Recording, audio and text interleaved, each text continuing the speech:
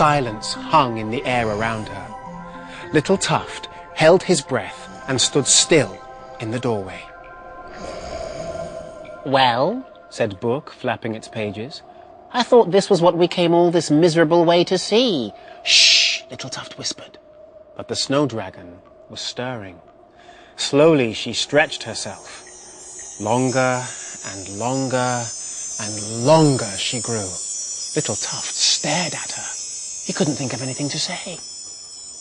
"Get on with it," hissed Book. The snow dragon turned her head and gazed at them.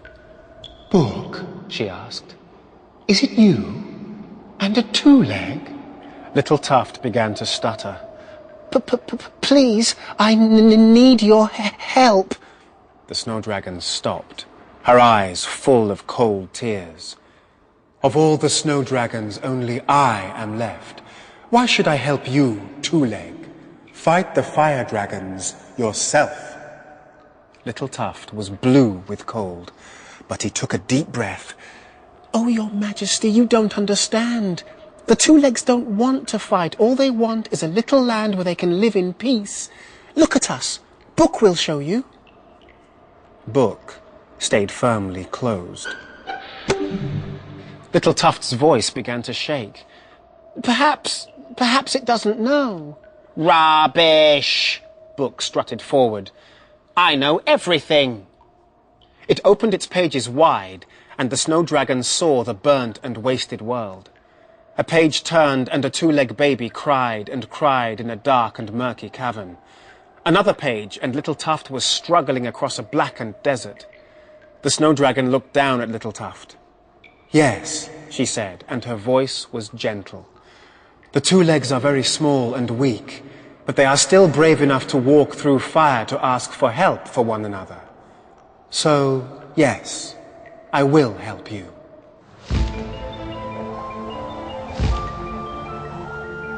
The steady beat of the snow dragon's wings lulled Little Tuft into a half sleep. He was certain that now everything would be made right. The most royal of snow dragons would know what to do.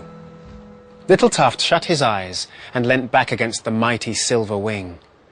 "Book," he said happily, "it'll soon be a happy ever after ending." Book made a snarling noise. It began to open and close its covers angrily. "Book," Little Tuft sat up. "What are you doing?" "I'm going to change the ending, that's what." And Book leapt off the snow dragon's back and half flew, half floated into the grey clouds below. Oh! Little Tuft cried out. "Oh, snow dragon, what will happen?" The snow dragon heaved a deep and painful sigh. "The fire dragons will know that we are coming." Little Tuft hung on tightly to the snow dragon's scaly neck. "But can we still save the world?" "Look, Little Tuft," said the snow dragon.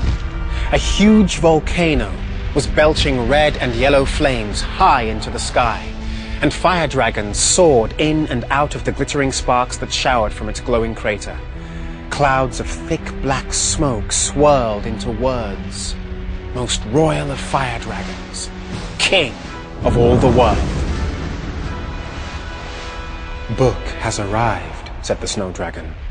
Little Tuft began to cry. "What can we do?" he sobbed. The snow dragon did not answer. She began to circle, and with a scraping of scales against the rocks, landed on a bare mountain. "Little Tuft," she said, "I must leave you here." "No," said Little Tuft. "Please, most wonderful snow dragon, please don't go home. I didn't mean to cry, but we just can't give up, please." The snow dragon picked Little Tuft off her back and dropped him gently on the ground. She kissed him with a cold, icy kiss, and flew up and up and away. Little Tuft stood and watched as she circled once above him, and then his eyes opened wide. The snow dragon was not flying back to the north. She was flying directly towards the volcano. She came hurtling down into the very heart of the fire. As she dived, the fire and smoke changed to hissing fountains of boiling steam, that shot high into the air and cooled into weird and wonderful spikes and turrets and pinnacles of ice. Fire dragons raged and roared and rampaged in the smoke and the steam, but one by one they melted away into cinders that glowed for one last moment and then went out. Then came the snow. Little Tuft shivered and huddled under the rocks for shelter.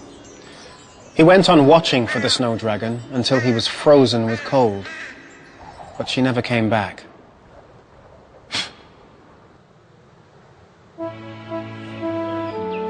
Then, one morning, the sun came leaping up into the sky and the snow began to melt. Beneath the snow, the earth was green and the sky above was brilliant blue. Two legs came creeping and scrambling out into the light. They held up their arms to the sun and they shouted and laughed and cried with joy. Little Tuft began to jump down the rocks, but halfway he suddenly stopped. There were snow-white clouds along the horizon, and for a second he thought he'd caught a glimpse of the snow dragon lying in among them. Little Tuft rubbed his eyes. Was it really the snow dragon or a cloud? He shook his head. He would never know for certain. But he waved, just in case.